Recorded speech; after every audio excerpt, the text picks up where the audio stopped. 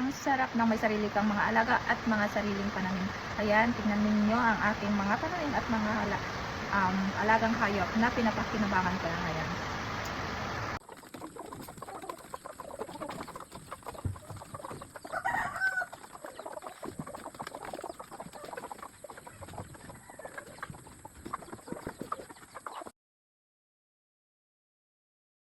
So, let's put some water on it. Yan.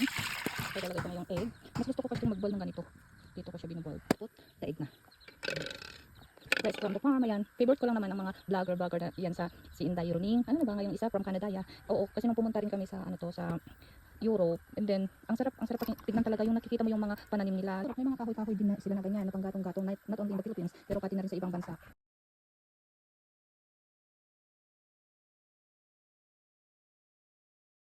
Kunin natin yung isang doon. Isa lang muna.